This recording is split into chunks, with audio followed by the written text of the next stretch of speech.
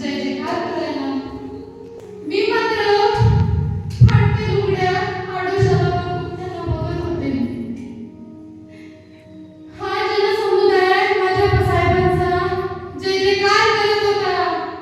Doctor Babasaheb आंबेडकरांचा विजय असो, साहेबांचा विजय असो. मन कसं भरून आलं. या पाणवलेल्या डोळ्यांनी साहेबांचं कौतुक बघत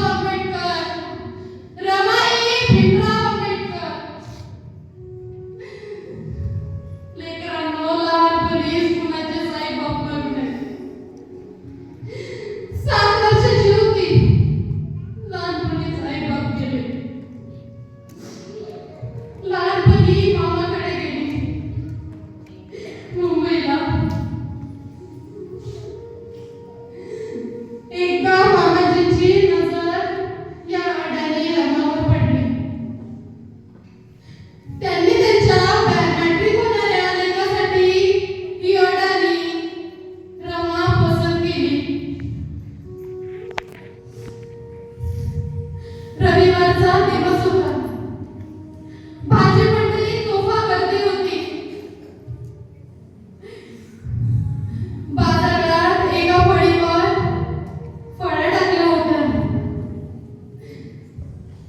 आणि त्या दिवशी एका युगंधराची पत्नी होण्याचा सन्मान मला मिळाला. आणि त्या दिवशी एका युगंधराची पत्नी होण्याचा सन्मान मला मिळाला. दोनच मुलं होत्या.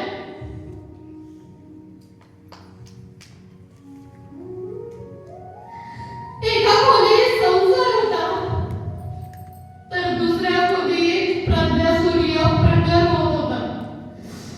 तर दुसऱ्या खोलीत ज्ञानसूर्य प्रकाश होत होता.